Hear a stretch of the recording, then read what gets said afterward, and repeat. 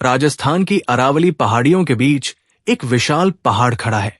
उसी पहाड़ पर बसा है चित्तौड़गढ़, पत्थरों में कैद इतिहास, तलवारों की झनकार और जौहर की ज्वाला का साक्षी। कहते हैं ये दुर्ग केवल किला नहीं, राजपूताना आन बान शान की आत्मा है। चित्तौड़ की शुरुआत। किंवदंती है कि इस दुर्ग की नींव मौर्य वंश के राजा चित्रांगद मौर्य ने रखी थी। बाद में ये किला मेवाड़ की राजधानी बना।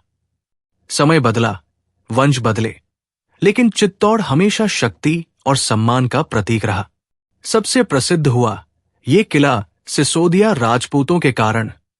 एक ऐसा वंश जिसने कभी पराजय स्वीकार नहीं की, केवल बलिदान किया।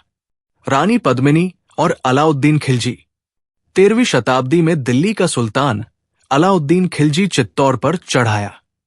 कारण बताया जाता है रानी पद्मिनी की सुंदरता।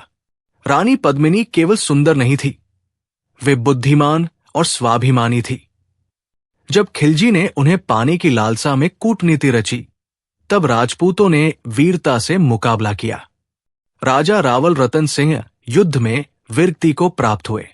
जब किला टूटने ही वाला था, तब चित्तौड़ की स्त्रियों ने वो किया जो इतिहास में अमर हो गया, पहला जौहर।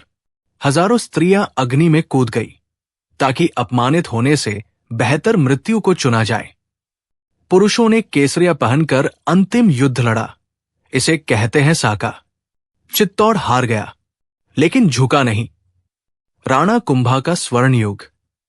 समय बीता, चित्तौड़ फिर उठा, इस बार महाराणा कुंभा के नेतृत्व में। ये मेवाड़ का स्वर्ण काल था। राणा कुंभा ने विजय स्तंभ बनवाया, किले को और मजबूत किया, कला, संगीत और स्थापत्य को बढ़ावा दिया। चित्तौड़ सिर्फ युद्ध का नहीं, संस्कृति का केंद्र भी बना। राणा सांगा और बाबर। राणा कुंभा के वंशज थे राणा सांगा, एक ऐसा योद्धा जिसके शरीर पर 80 से अधिक घाव थे। उन्होंने मुगल शासक बाबर को कई बार हराया। बाबर ने खुद लिखा कि उसने भारत में पहली बार सच्चे योद्धा राणा सांगा में देखे। हालांकि खानवा के युद्ध में परिस्थितियां बदली, लेकिन राणा सांगा की वीरता ने राजपूत इतिहास को अमर कर दिया। अकबर और दूसरा जौहर। 16वीं शताब्दी में मुगल सम्राट अकबर ने चित्तौड़ पर आक्रमण किया। इस बार किले की रक्षा कर रहे थे राणा उदय सिंह, लेकिन वे परिवार को बचाकर पहाड़ियों में चले गए। किले की कमान संभाली जयमल और फत्ता ने। अकबर की विशाल सेना के सामने भी जयमल फत्ता डटे रहे। जब किले की हार निश्चित हो गई, फिर वही दृश्य, अग्निकुंड, हजारों स्त्रियां, दूसरा जौहर और पुरुषों ने अंतिम साका। अकबर ने किला जीत लिया, लेकिन उसने भी माना चित्तौड़ जीता गया है, पर पराजित नहीं। पन्ना धाय और त्याग की मिसाल। चित्तौड़ की कहानी में एक नाम और चमकता है, पन्ना धाय।